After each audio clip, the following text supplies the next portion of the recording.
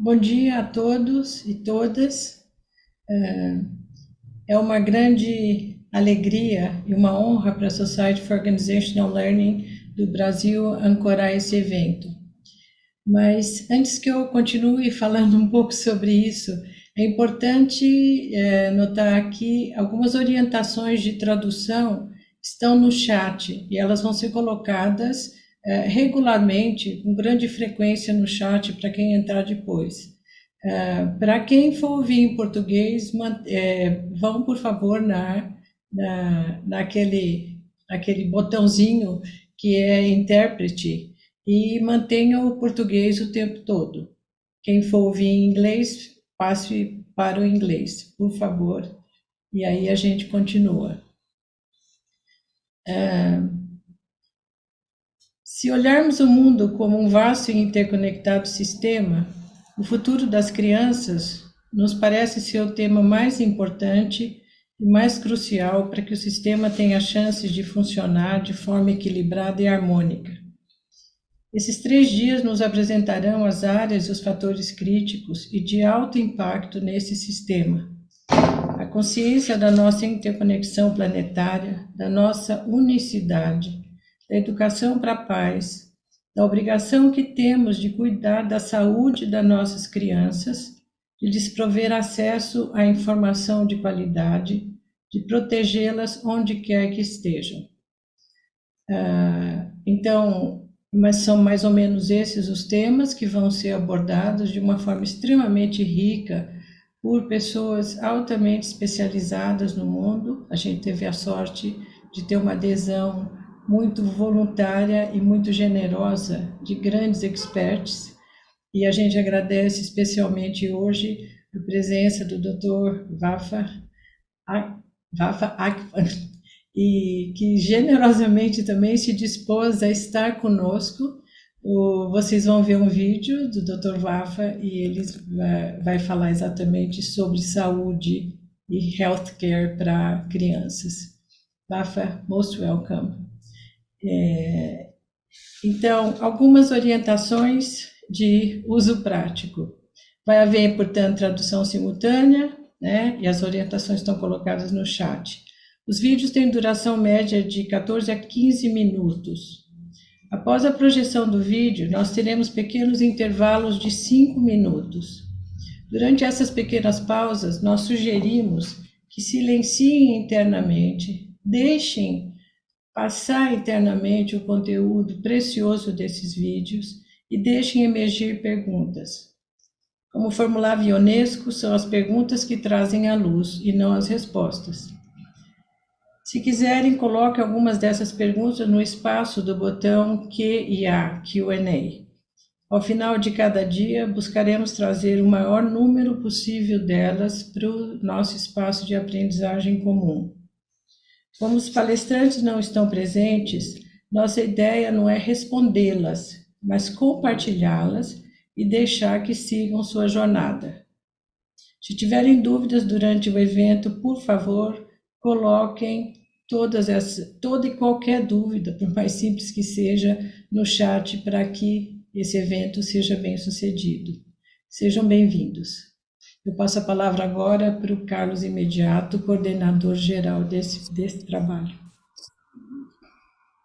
Obrigado, Cristina. Bom dia a todos. É uma grande satisfação recebê-los nas Conferências Mundiais de 2022.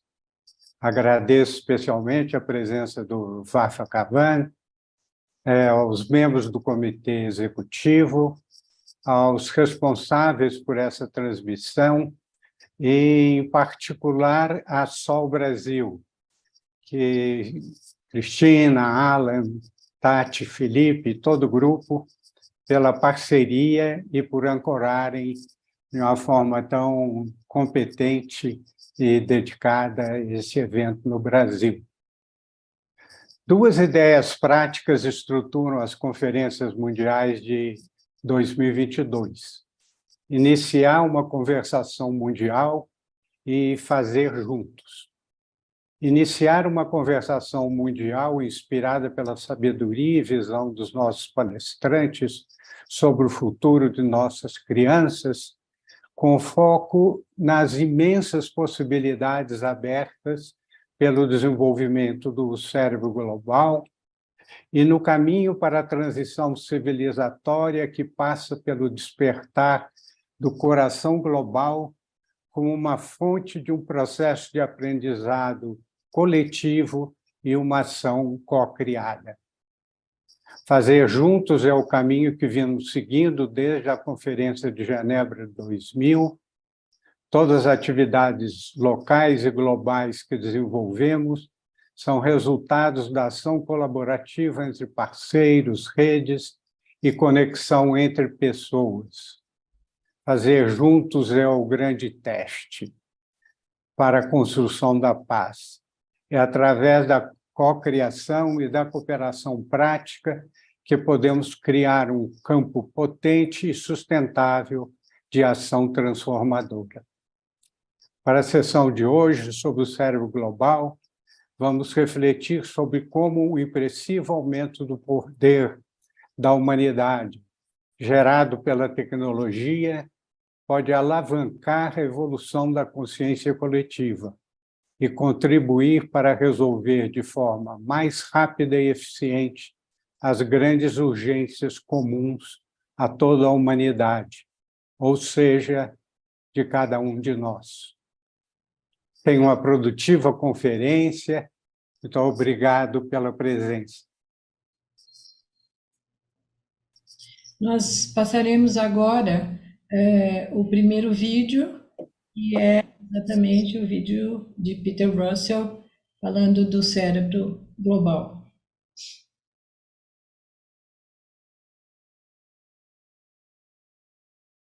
Hello, very nice to be with you, even if virtually, not be able to attend in person like I have done at previous conferences. But anyway, what I'd like to talk about in this session is really looking at the global brain back then, when I started thinking about it, and where it is today. So this is sort of the global brain back then and 40 years on, or even 50 years on, really, because I first started thinking about the idea of a global brain back in the 70s.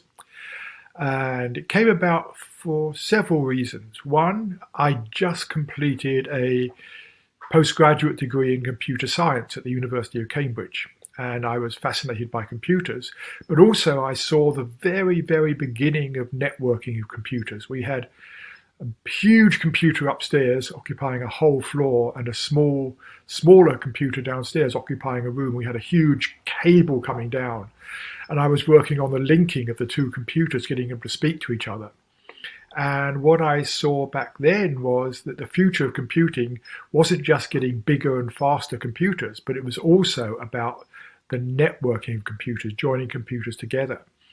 And the insight I had was, like, this is going to happen across the planet. We're going to be linking together through computer networks, much the same way as the brain develops in the womb. And what happens in the womb, just very, very briefly, is in the first 3 months is this massive proliferation of nerve cells. And then basically you have most of the nerve cells for the rest of your life. And then it's the connecting together of the nerve cells that leads to increased intelligence, creativity, and all the factors we associate with the human mind. So I could see that, you know, the population of humanity is still growing, but beginning to stabilize. And the next stage is the linking together of humanity through these computer networks in a global brain. And at the same time, James Lovelock, a British chemist, had come up with the idea of the Gaia hypothesis, Gaia being the Greek name for the Mother Earth goddess. And he was suggesting, if you look at the whole of the biosphere, the whole of the living systems on Earth, including the atmosphere, the soil, the oceans, the whole thing seems to function like one single living organism. And the question that came up for me then is, okay, what's humanity doing here? We're this young upstart on the planet. It's been functioning for billions of years as this organism, and suddenly in a brief flash of cosmic time, we're here. What are we doing? What function do we have? And on the pessimistic side is, well, maybe we're a global cancer with some sort of virus or something. But then on the other side is maybe we are the brain of the planet, because what humans are good at is information processing. We are the information processors. That led me to think we are like the nerve cells of the planet. And at the same time, I'd been reading a lot of Teilhard de Chardin, who was saying, if you look at evolution, we've been through the evolution of the physical Earth. We've then been through what he called the geosphere. We've then been through the evolution of life, the creation of the biosphere. And now he saw the next stage in evolution was the evolution of mind across the planet, the noosphere. And so he was talking about some collective consciousness emerging.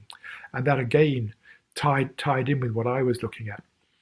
And then finally, I'd at this stage just come back from spending some time in India with the Maharishi, and that was a very important time for me. And what I saw then so clearly was wherever we're going in the future, the awakening of consciousness is absolutely important. The values we have, the ways we think about things, all our problems are basically coming back to the human consciousness. So we need to awaken human consciousness as well.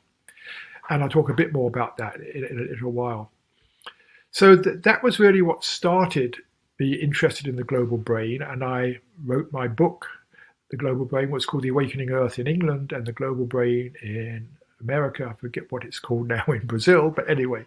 And then I produced the video of it, which actually took the idea out further than any book could have done. It was being shown in schools and through various meetings, conferences. And I think that's what really got the idea out, was my video, The Global Brain, which was actually made 40 years ago, not today, but 40 years ago this year. And since then, the last 40 years, we've seen incredible, unbelievable growth in the linking of humanity. Back then, we were all thinking about, computer networks as data driven, just exchanging numbers, data, that was it. No one saw, the World Wide Web coming along. No one saw that then. And then no one saw we'd be using it for images, for videos, for streaming movies, for social media, for online shopping. I mean, today, the internet, the World Wide Web is they're in our lives nearly all the time in one way or another, or on the phones. I mean, just how much do we use our phones, and how much of that is actually accessing the internet in one way or another? So 40 years on, it's happening. The global brain is really, really evolving. And it's evolving faster and faster because, as some of you may know, the technology is just expanding so fast. Computer systems, their power, their efficiency is probably doubling every 18 months, which means, maybe in a few years from now, maybe at the end of this decade, we'll have computers that are as smart as human beings. And when that happens, it'll go even faster. And so who knows where we'll be in 10 years' time in terms of the evolution of the global brain. So this is sort of an intermediate update. But that possibility of us really linking together, not only linking our minds together, but because we are really communicating with each other, linking our hearts together, that I think is what is going to be so, so important. And almost probably even more important is actually bringing about the full conscious awakening of humanity. And 50 years ago, the interest in this area in sort of spiritual awakening was very small. I remember at Cambridge, in my local library, my local bookstore rather, there was one shelf about this long of books on other religions other than Christianity and Islam and the classic ones. Now you go into any town and you'll find bookstores devoted to this. Thousands and thousands of books, all coming from us all learning from each other, discovering things in ourselves, reading other books, watching videos, learning from the internet. And so this is also growing exponentially. And now you know the bookstore's not only full of books, but videos and audios and so many other ways to help us in our awakening. And so all this positive feedback means it's growing faster and faster and faster. So now it's become almost mainstream. I mean, big companies are now very proud of the fact they actually include meditation instruction for their employees. When I was back then, companies didn't want to know about it. They were embarrassed if I was teaching meditation to them. They said, don't let anybody know, don't let anybody know, you know. But, you know, we believe in it. And the other thing that's happening is more and more and more of us are actually waking up. Not to say we're fully enlightened, but we're waking up. And so the more people that are waking up, the more we can share others, the more we can teach others. I mean, there's so many courses on meditation, spirituality, awakening now, all of this coming just through this exponential growth of awakening amongst the general population. So I'd just like to really finish by saying a few words about what I mean by awakening, because this is the most important thing really, is how do we each further our own awakening or help others to awaken. So if we're talking about awakening, we're talking about not awakening from sleep so much, but awakening from dreams. Well, I think most of the time we actually live in a dream world or dreamlike world, daydreaming. By this I mean, you know, so much of the time, if you look at what's going on in your mind, you're engaged in some thought or other. I call them stories, something that's going on, something you're following, something you're thinking about. Maybe it's, you know, what's going to happen tomorrow? Do I need to do this? What will I say if I meet so-and-so? Or will it rain? What's the temperature going to be? Oh, I must get on with this work or whatever it is. And we then get planning what we're going to do, or we start thinking about yesterday, did I do the right thing? Or that was wonderful. The point is, most of the time we end up in some story or other. And if we're caught up in some story, if our attention is caught up in what we're thinking, what we're telling ourselves, first of all, we're not in the present moment. We're in some future or past scenario. So we're not in the present moment. And that thinking, in a way, it both hides the present moment from us, it veils the present moment, but also it takes us out of our natural mind. And by natural mind, I mean how the mind is when we're not caught up in worry, anxiety, planning, what ifing, if only, etc. When we're not caught up in that, the natural mind is actually one of ease and contentment. That's where we naturally are when we don't disturb it with all our concerns and worries, etc. So all our thinking actually takes us out of the natural mind, because most of our thinking is about some concern, anxiety, or excitement or other. So when we let go of the thinking, and this is really what meditation is about, is when we let go of the thinking, we come back to the present moment, but also, as importantly, we come back to a state of ease. And one of the practices that I like to leave people with is a very, very simple one. I just call it pausing, which means any time in the day, whenever you think about it, just notice what you're thinking, notice where your mind has gone, and just choose just to pause it for now. Just for a moment or two, that's all. And just notice when you pause, you'll notice two things. You'll begin to notice the present moment again. Ah, there's that bird song out there, or there's this, or whatever it is, or even just the sound of something in the room, the refrigerator or something. But you'll also notice a sense of deeper ease and contentment. And that's really important, because if we're living from that, if we're living from that sense of ease and contentment, we don't need to be doing all the things we do to chase contentment. So much of what we do, so much of our thinking is about how can we be content in the future. The more we are content in the present, the less we need to be caught up in all that thinking. And we're going to be so much not only happier, that contentment means we're going to be healthier, we're going to be able to be a better service to others.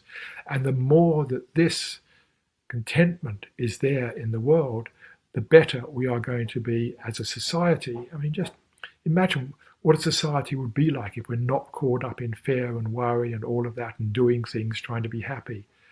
then we could actually be a much more caring and compassionate society. And that's the direction I see us moving. And hopefully, as the global brain just races ahead and becomes more and more mature, we'll be able to use it to help each other just wake up, to step back from all that thinking, etc., to wake up, to come back to actually knowing who we really are, knowing our true nature. So that is my wish for each of you and for the world in general. So thank you for this opportunity to speak to you.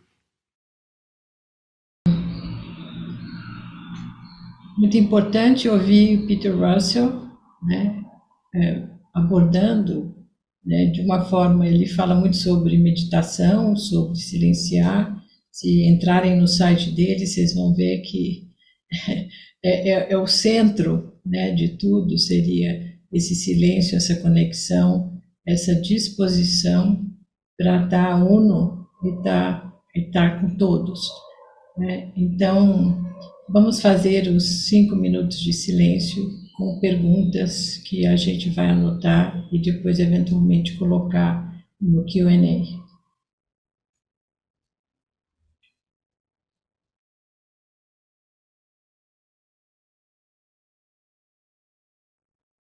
Acho que já passaram os nossos 5 minutos de silêncio e reflexão. Então, seria interessante agora projetar o vídeo da Lauren Espíndola. A Lauren faz parte da Associação Brasileira de Empresas de Software e tem um grupo extremamente dedicado à inteligência artificial, protocolos, inquietações, a ética disso tudo e as consequências que isso pode trazer para o futuro da humanidade.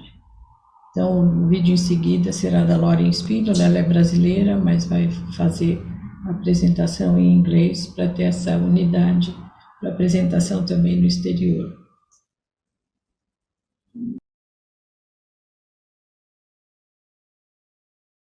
Hi everyone, my name is Lauren Spindola. I'm Brazilian. I work at Microsoft as public policy lead for Brazil, and I'm a mother of 3 kids. Well, I fell in love with technology and its power to change the world. And I'm really lucky to work in a company that shares the same values and purpose. And not only that, I'm really lucky to work in an industry and a sector that drives technology for good. Microsoft has long strived to be a leader in doing well by doing good.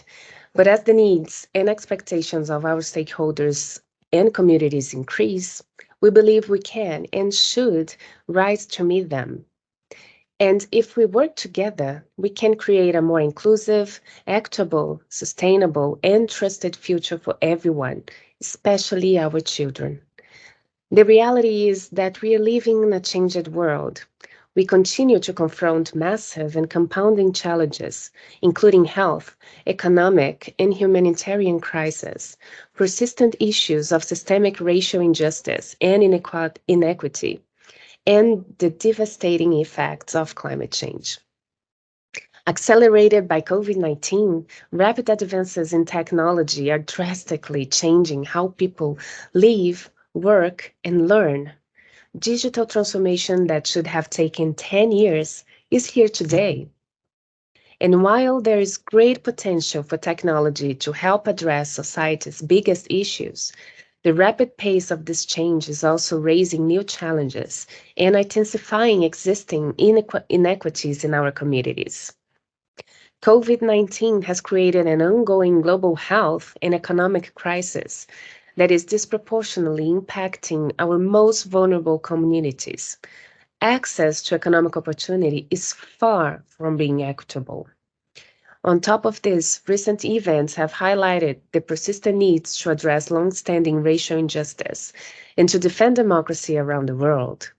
We must protect fundamental rights from all people, ensuring technology protects and empowers everyone and exploits no one. And as other challenges grow and persist, so too does the climate change. Addressing climate change is the defining issues of our generation. Now is the time for urgent action, especially if we want our children to have a safe future. Trust in technologies and companies behind them continue to erode. It is critical that we apply technology and innovations to address these challenges without sacrificing core values like trust, privacy, transparency, and inclusion. And in face of the world's pressing challenges and extraordinary opportunities, we believe that companies that can do more should do more. While Microsoft's mission is to empower every person and organization in the planet to achieve more, and this mission has never been more relevant and pressing. And we have both an enormous opportunity and responsibility to ensure that the technology we create benefits everyone on the planet, including the planet itself.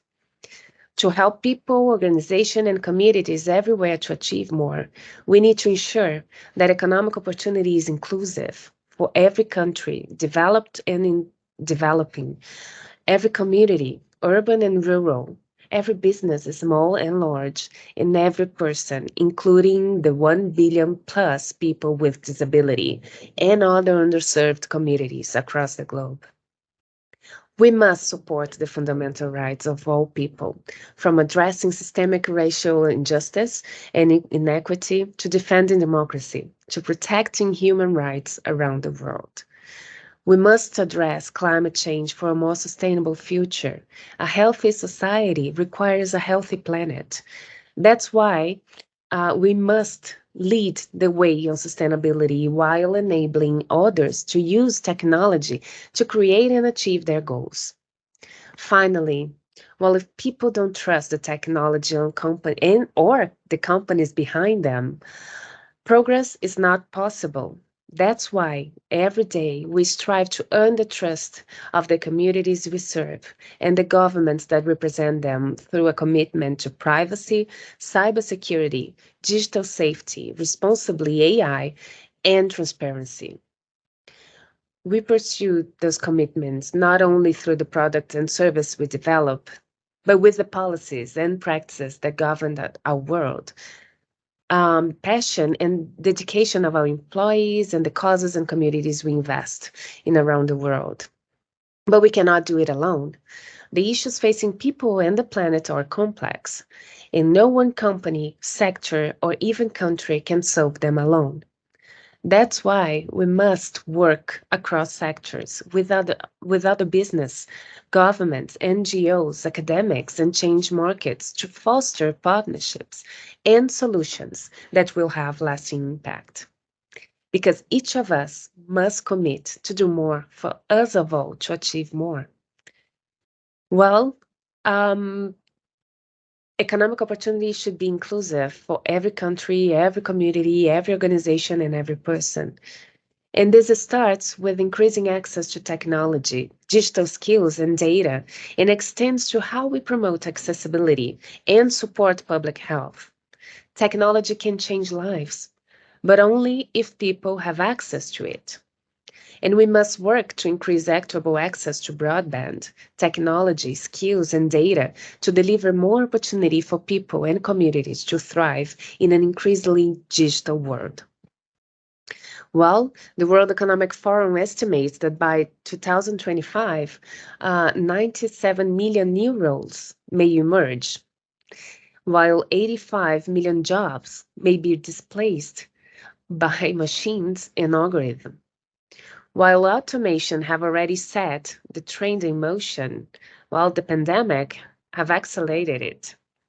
Millions of people will need to learn new skills to be able to get or keep their jobs in a more digital economy. And our children must learn those skills as soon as possible to be included in the digital economy. To close the skills gap, we need to invest in programs and partnerships to build foundational digital skills, provide access to high-quality, inclusive computer science education, and equip people with cybersecurity and AI skills. Nearly half of the global population doesn't have access to internet. Broadband already powers much of our modern lives. Well, the pandemic has driven many more essential activities online. We now learn, have services, our commerce, most workplaces, and daily interactions require a high-speed connection to the internet. There are more than 1 billion people on the planet with some form of disability, but only 1 in 10 has access to accessible products and services they need.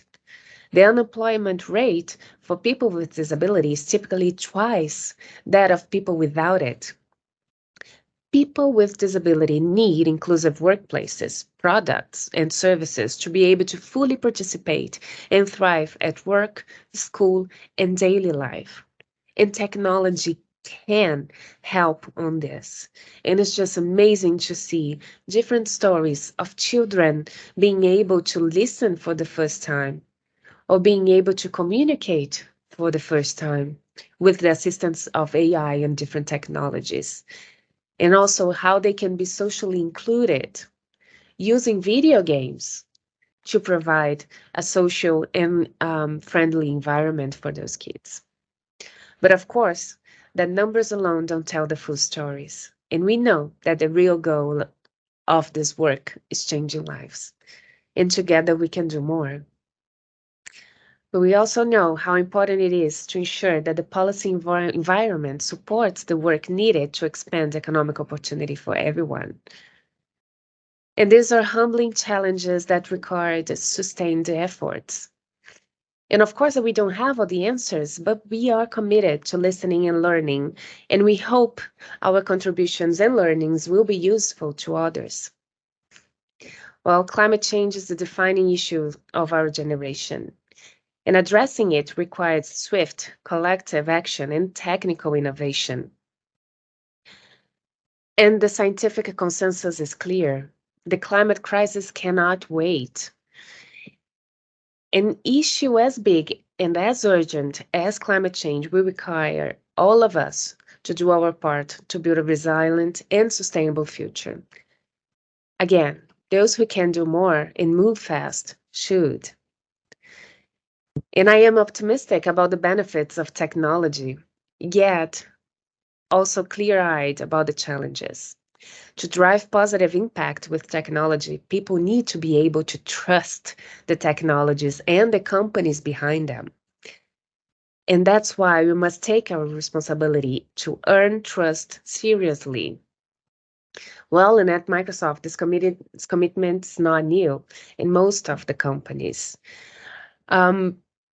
But as technology rapidly evolves and impacts all of us, we know there is more we can do. And as an industry, we have created technology that we hope breaks down boundaries. But unfortunately, some use online platforms to bring out the darker side of humanity. And we've created different solutions like Digital Safety Office in 2019 to integrate safety by design across Microsoft products and services. Advance digital safety law and public policy consistent with free, open, and secure internet globally, and promote digital civility.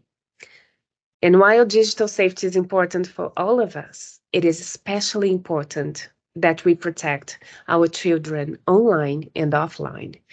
And that's why we've joined with other technology companies to bolster industry efforts towards eradicating online child sexual exploitation and abuse. It will take many actors coming together in a responsible and principled approach to ensure technology is developed and used responsibly. Well, but we do take our responsibility as a technology leader and innovator seriously. And in this time of rapid change, we can move ahead without considering the impact of new technology on people, organization, and society.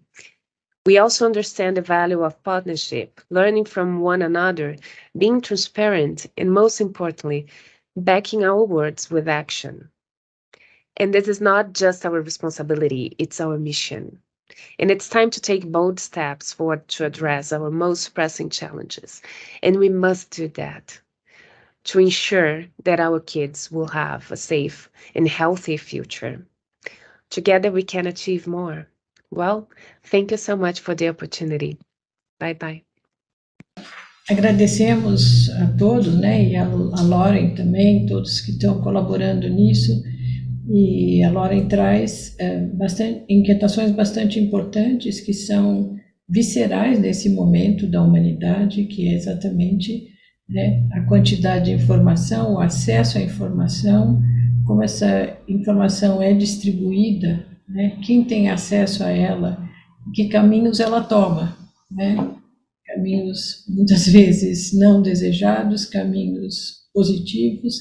Então, anotem, por favor, as reflexões e as perguntas para a gente poder refletir no final. Temos 5 minutos de silêncio agora.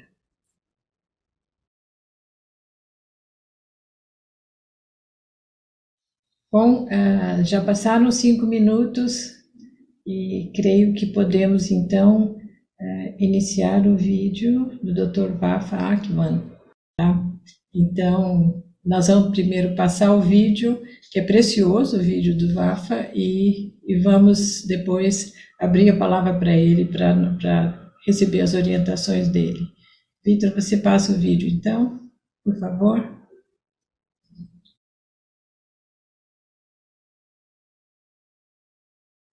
Hello, everyone. My name is Vafa Akavan, and I'm the Chief Executive Officer of World Pediatric Project. I wanted to thank the organizers of this conference for all of their effort in bringing us together around a subject that is particularly important for the future of humanity, which has to do with the future of our children. And also for extending this invitation for me to share some thoughts on the subject, particularly in the context of what we do at World Pediatric Project. We work in a world that is focused on healing the children, and we believe that when we heal children, we change the world. And I want to tell you a little bit about that and then put it in the context of the central themes of this conference, which is around the one world, one humanity, and one future.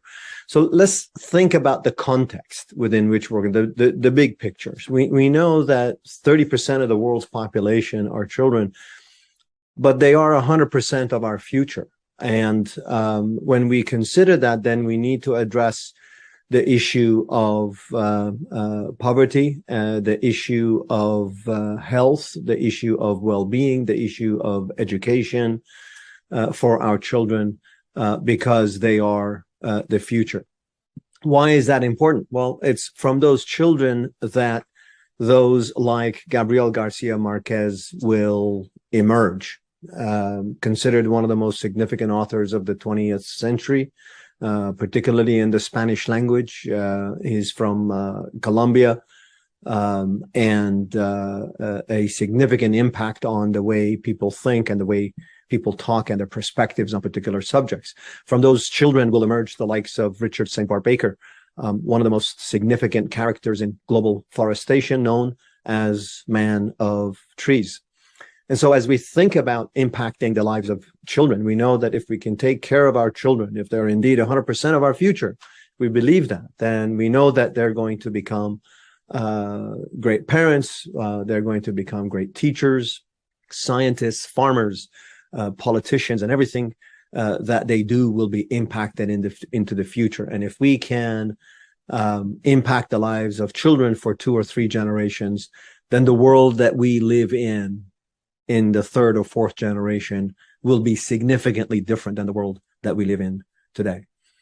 Let's talk a little bit about some of the global trends that we are seeing. We know that extreme poverty is on the decline. We know that basic education is on the rise. We know that literacy rates are improving significantly. Vaccinations are improving.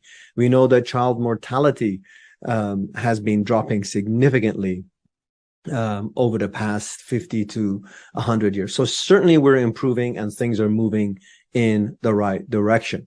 But when we look at the absolute numbers, it is still significant. We've gone from, more than 12 million child deaths in 1990 to about 5 million in 2020. That's a good trend, but there are still 5 million children that are dying in the world that we can have an impact on. When we look at the number of deaths that are by age category, we'll look at those that are under 5, you can see the column on the left, more than 5 million under 5. That's an entire generation. If you just move that column across to the right side, it's an entire generation that we are losing amongst our children, and the ripple effects of that in the world that we live in are quite stark. Where do we work as World Pediatric Project? We work in the tertiary space. If you look at the child healthcare world, there is the primary care, and then from there we have the secondary care, and then the tertiary care. That's where the most complex cases are. That's the most challenging cases of childcare are being addressed. And so for us, healing a child is tantamount to changing the world, because as we heal the children, then the emergence of great farmers and great scientists and great politicians and great parents will be enabled. Why is that important? Well, you look at the likes of Frida Kahlo in Mexico, who had polio at the age of 9. You look at Helen Keller, who suffered from scarlet fever, rubella at 19 months of age. Desmond Tutu with tuberculosis. Mozart with smallpox. You look at George Washington, diphtheria at 15, malaria at 17, smallpox at 19. So when we take care of the health and well-being of children, great personalities, great characters, great impact in the world can be born from that group of children. And yet when we look at the healthcare for children, and when we look at the tertiary space, the numbers are outrageous. I mean, we have 1.7 billion under the age of 19 that do not have access to surgical care. They do not have access to surgical care. And that's the space that we're addressing. Out of those, 450 million under the age of 5 don't have life-saving surgical care that can be provided to them. That's the space that we're working in, that we have carved out as critical, because it's high complexity, it is high touch, it is very difficult, it is difficult to scale it. Nevertheless, it is critical for the lives of the children and the future of their families and their communities that they live in. Because of that lack of access to surgical care, the number of deaths are 5 times greater than the total deaths comprised from HIV/AIDS, TB, and malaria. And in some of these under-resourced countries, if you look at under-resourced countries and the lack of access to surgical care, it's costing about $12.3 trillion in lost GDP. So there's not only a human toll, there's also an economic toll that needs to be addressed because of this lack of access to surgical care. So that's the space that we work in, that we have decided to focus on, the tertiary care of pediatrics. Our purpose is to elevate the human condition by enabling the sustainable transformation of access to advanced pediatric healthcare. It's important to think about this, right? Is elevating the human condition. How? Enabling the sustainable transformation. It has to be sustainable. It has to be transformational. And it's about access to that pediatric healthcare.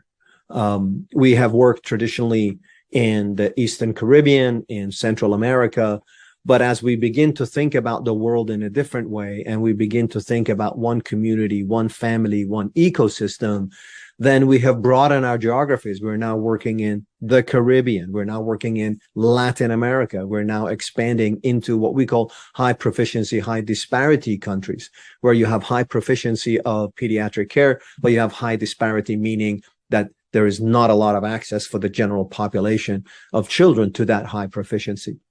So thinking differently, thinking more globally, thinking about the world as one ecosystem, thinking about the world as one family, one heart, one mind, then begins to open up the opportunities and the possibilities for us to solve for this problem.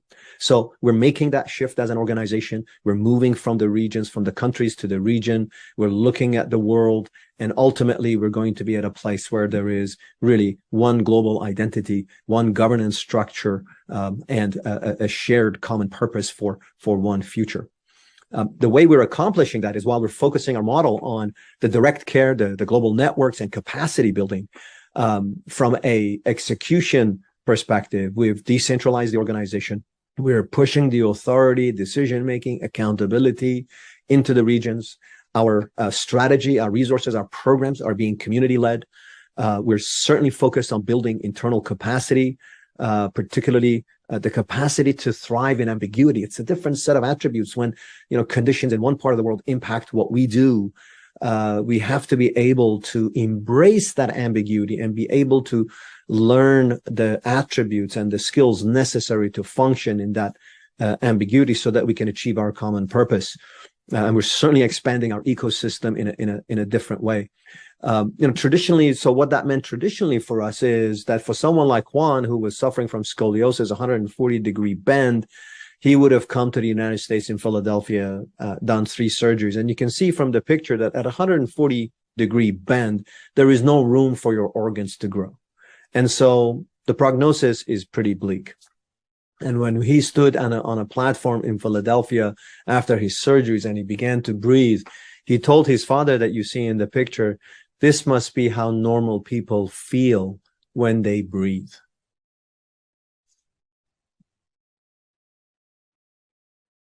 I want to tell you how we have changed now. The story of Jose Daniel.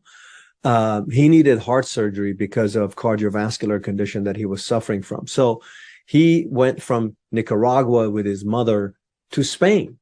He didn't have to come to the United States because there is high proficiency in Spain. There is high proficiency in many countries around the world. And therefore, it becomes important for us to think, where can we allocate our resources so that we can maximize the impact we're having? 2 open heart surgeries, a month and a half for him and his mother in Spain, back in Nicaragua, doing well. And the cost, cash outlay, was $1,500. I'm not talking about the in-kind contributions that were made, $1,500. That in the United States would have cost somewhere between $20,000 to $50,000. So if you can imagine that because we are now thinking globally, we're set up the structure, the governance to think on a global basis, we now are looking at where can we have the greatest impact with the limited resources that we have been given. And that's how the change in thinking then demonstrates itself in the change in the decisions that we're making about addressing our purpose. I do want to tell you about Claudia in Honduras. She had no legs, suffered from scoliosis, about 110-degree bends, malformed hands. She had 2 surgeries, a walker, prosthetics, and she is now moving towards a totally different life that she had before, living on the farm on the hills of Honduras. It takes a lot for all of this to happen. So when you think about the impact we're having on the lives of children, and therefore they can get educated, they can graduate, they can have impact in their communities and in society at large, there's all of these people in different parts of the world that are coming together to help, whether it's the fundraising, the donors, whether it's the doctors, whether it's the surgeons and the anesthesiologists, the nurses, whether it's the volunteers. There is a global ecosystem that comes together to make all of this happen.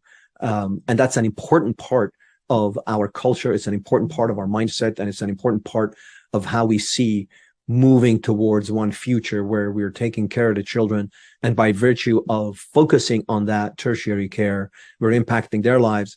And then as they grow up, they can impact the lives of their families and the life of their communities. And this is really how we focus on leveraging that global mindset and that global ecosystem to elevate the human condition in order to achieve our purpose. So again, I want to thank the organizers of the conference for inviting us to share with you a little bit about what we do and how we fit within the construct of the themes for the conference. And if there's one thing I'd like to leave you with is the future of our children is the strategic imperative of our times. And so anything that we can do, anything that you can do to focus on the cause of children is of paramount significance. It is a ripple effect that will cause the winds to lift the human condition. Thank you. Obrigada, Vafa. Bom, como nós temos o Vafa presente, já estamos assim, né, chamando de Vafa e tudo, ele tem ajudado muito e o trabalho deles é absolutamente incrível, né?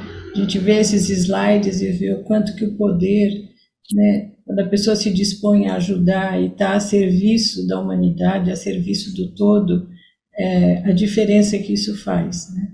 Então, a gente gostaria de ouvir agora pessoalmente os comentários do Vafa sobre esse trabalho. A gente alocou esse tempo a ele e a palavra está com você, Vafa.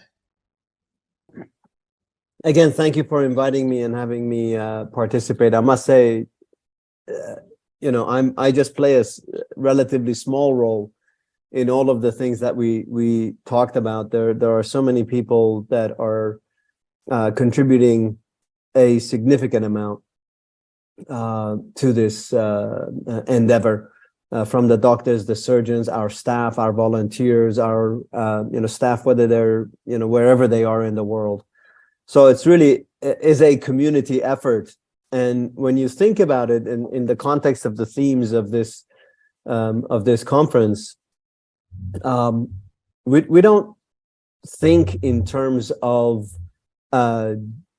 geographical identity other than regions where we're trying to identify resources and demand, etc. We very much think in terms of where are the children, where are the greatest needs, irrespective of where they are. So, where are the resources, irrespective of where they are. So we're already shifting towards that model where we think of the world as one geography, and the children within that as the community of interest that we're serving. So it's been a great journey. The organization is going through a lot of change and transition, and I think that's the important part of needs to be an important part of the discussion as we think about the future. If we're talking about one world, one humanity, one future, one mind, one heart, etc., and there's a fundamental acceptance of those principles, then the question is how do we get there, and what's our contribution to the movement to get there? And that's something that we're always encouraging our partner organizations and the people that we're engaged with to think in those terms, but also to act in those terms and be very very specific. So I'm more than happy to take any questions. If there are any questions, I can take them live, or if you want to put them in the chat box, I'd be very happy to answer them.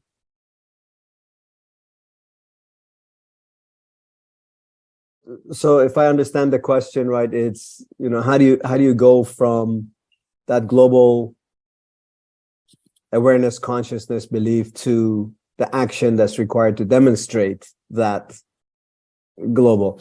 It's a great question, right? I mean, it's very difficult. It's not easy. I mean, how do you translate from this event that we're in right now, the conference and the awareness? You look at the capacity and the experience of the speakers and the participants and so on, and then you think about Claudia's family that lives on a patch of land on top of a hill outside of a town, 2.5 hours drive outside of Tegucigalpa, right? And she needs the surgery and she needs to get educated, and so how do you go from this awareness that we have to have an impact in the life of a family that is so remote, that is so far? I mean, I learned this from a cousin of mine who's very active in international human rights. And he said, human rights in some places may be thought of as freedom of speech, and I can say whatever I want about the president of the country and nobody will harm me. In some places, human rights is, do I get to eat this week? So it's important that's the reason why we decided to be community-led, that there are certain aspects of our work that on a global basis can think about that global consciousness, because we have the environment, we can afford to be that way, we can afford to think that way, but we need to translate that to what happens in the front line, at the grassroots, with the people that are being touched, who don't necessarily have the same set of experiences. Most of them don't have the same kind of experiences as we do. And so that's why it's important that if we want it to become action-oriented, it needs to be community-led. It needs to be the community itself, in partnership with the community, in partnership with those that we're trying to support, and help them to transform things in their own way. Technology obviously, as we heard from the speaker, technology has a huge role to play. But if you don't have access to the technology, how are you going to have, an awareness, a consciousness, when you don't know? In the old days, in Latin America, radio was the big thing, right? If you had to have a radio. Now maybe a little more of a cell phone situation. If we need to get in touch with our families in the region, we use Facebook, if you'd believe it. We couldn't get anybody by cell phone. We couldn't get the family. Listen, you have to be at the airport in 3 days. Do you have couldn't get them on the cell phone, but we would go on Facebook and we would find them on Facebook, and they're on Facebook and we would message on Facebook. So we have to find ways that are being community-led. How does the community operate? What do they believe is in their best interest? What are the needs that they have with respect to their children and their communities? And in that way, I think we can achieve that concept of one family. It's not necessarily, being one family is not necessarily the same thing for everybody. It's not about uniformity. I think that's the important piece, is that unity is not about uniformity, right? Your family members have children. My brother and I are totally different people, but we have that common bond that makes us one, but we can be different. So that notion of there are diverse ways in which we can execute in the front line. The unity comes in our awareness, right? And in our DNA, that if the DNA has elevating the human condition, then that principle can be expressed in many different ways. And that's the beauty of the world. And so having one consciousness, having one brain is not about uniformity.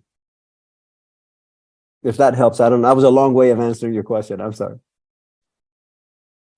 Não, fantástico. Cristina, você quer acrescentar? A Léa Albertoni, ela trabalha com educação hospitalar e ela está perguntando se você poderia compartilhar, se existe alguma experiência que você gostaria de compartilhar na área de educação hospitalar relacionada a essa contribuição tão significativa do trabalho com as crianças e desse trabalho imenso, né, de diminuir esse gap que existe de acesso à saúde para as crianças, especialmente em alta complexidade, que é o que você enfatiza mais, exatamente, que é a medicina de alta complexidade, né? Ou estudos, ou que você pudesse sugerir. Thank you. Thanks.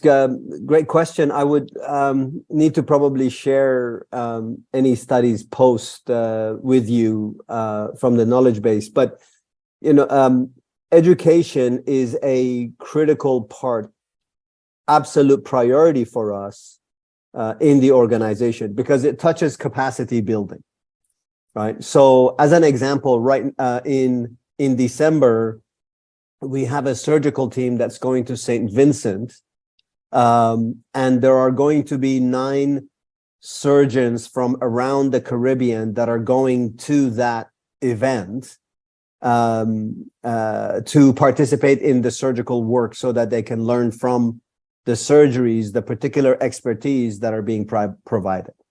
So all of our surgeries that we do have a capacity building component. So we look for surgeons in country, we look for anesthesiologists in country, nurses in country.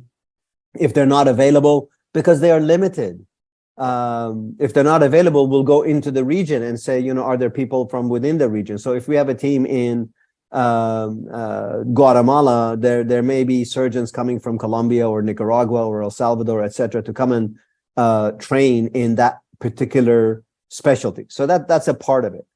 We're just in the process of piloting. I don't know, some of you may remember the Google glasses. There is new technology in the medical sector similar to that, where a surgeon that's conducting surgery can put on the glasses, and a surgeon can watch the surgery remotely. So that can be a one-way or a two-way training exercise. So it can be real-time training, meaning that there's a surgeon maybe in a country where another surgeon that has greater proficiency is watching that surgeon conduct the surgery and is able to say, listen, be careful about this, be careful, watch out for this, watch out for that, do it that way, do it this way, etc. So there's real-time learning that's happening. And it also provides an opportunity if there's a highly specialized, I mean, you know, the 140-degree bend in the spine is a pretty significant surgery, highly complex.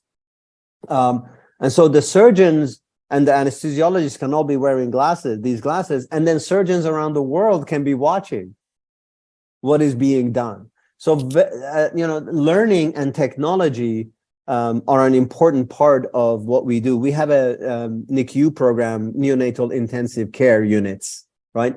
There are 6,500 children that die in the first day of their life because of the lack of proficiency in neonatal intensive care units.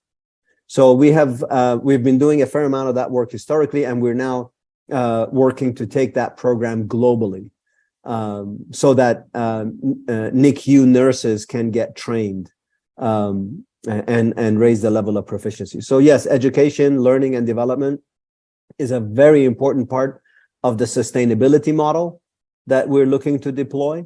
And technology in some cases plays a key role in being able to scale that and being cost efficient. After all, we are custodians of the funds that we are given by the donors on behalf of the children. So we have to make sure that we do the best that we can. I don't know if that helped answer the question. Existe uma outra pergunta da Cecília Borelli que se refere a como se inicia um trabalho numa comunidade. Como que esses trabalhos se iniciam, Vafa? So the typical start is either through a local doctor or a family, but it's very often word of mouth. We don't, make massive announcements that we are, that we exist and we're available and so on. Because as you can imagine, the need is significant. The need is significant. And, as it is when we go into a clinic, which is when we go in to do the assessments, you can imagine the lines of families and parents with their children there to get help. But the way it starts is, a family will find out about us, or is, through word of mouth or through their search, because these families, the parents are searching for an answer to help their children. So they're constantly doing the search to try and find someone, find an organization, find a facility, someone who knows something. They're constantly networking, and they find us. doctors will also know of us or will have heard of us, and they will find us. And where we find a need, we will channel that, right? We will work with that. It doesn't have to be, it can be a single child in a country that we've done nothing in, right? I mean, we can get approached by a family in Brazil. We don't have staff in Brazil. We don't have representation in Brazil. So they can be from a remote part of, the Amazon, and they can contact us, and we will take care of that family to the best that we can. We will try to do what we can. It's not an area of concentration, but we don't turn down anyone that approaches us from anywhere in the world. We do have areas of concentration, and as you can imagine, when the organization started, there was a few, and that grew, and then there was more people, and we said, oh wow, there's so much in the Caribbean, because that's where the organization started. Okay, now we need to have a presence there. Now it's big enough that we need to have a programmatic approach, build some infrastructure. So it's very much an organic way in which it starts, but the start is often the family finding us or the doctors finding us. It's not us going out to find the need. The need is everywhere. The need is everywhere. 450 million children don't have access to life-saving surgery. You don't have to go far to find them. Obrigada, Vafa. A contribuição está sendo incrível, maravilhosa. E essa sua disponibilidade fez toda a diferença para nós todos. E a gente tem que caminhar agora para o encerramento, e a gente agradece imensamente a participação de todos hoje, e a equipe de suporte, que é incrível, tem um suporte bastante grande, né? A equipe é pequena, mas a disposição é grande de ajudar, enfim, fica uma correria aí nos bastidores para a gente tentar entregar o melhor possível para todos, né? Então é isso, e a gente aguarda vocês todos amanhã. Algumas perguntas, obviamente, a gente nem vai conseguir responder, porque são importantíssimas, mas não está dentro, obviamente, da nossa área de expertise. E então eu passo para o Carlos a despedida final, e agradeço novamente ao Vafa a presença, está convidado para todos os outros dias. E Carlos, e a gente encerra rapidamente para não extrapolar o tempo. Muito obrigado, Cristina, e a todos que estão participando dessa sessão. É uma construção, esse projeto, de muitos parceiros, e tem sido como nós temos trabalhado ao longo do tempo.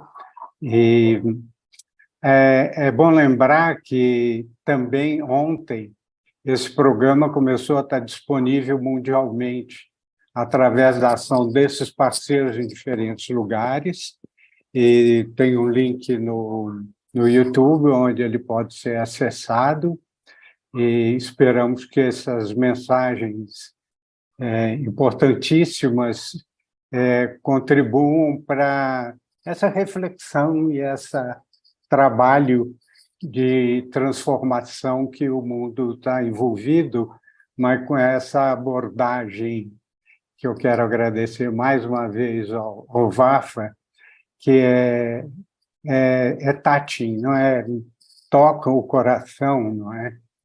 E a emoção chega, eu sei que para ele também sempre.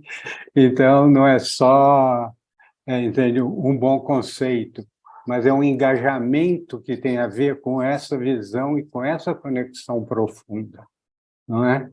Então, muitíssimo obrigado, e a todos os palestrantes, ao Vitor, Silvia, Alan, que estão operando aí as transmissões, ao Robert, e, bom, nos vemos amanhã, porque as conexões com o tema de amanhã também eu acho que já estão sendo feitas, não é? Como despertar o coração global é parte fundamental desse processo de transformação. Muito obrigado, vejo vocês amanhã. Até amanhã, bom sábado a todos. Obrigada.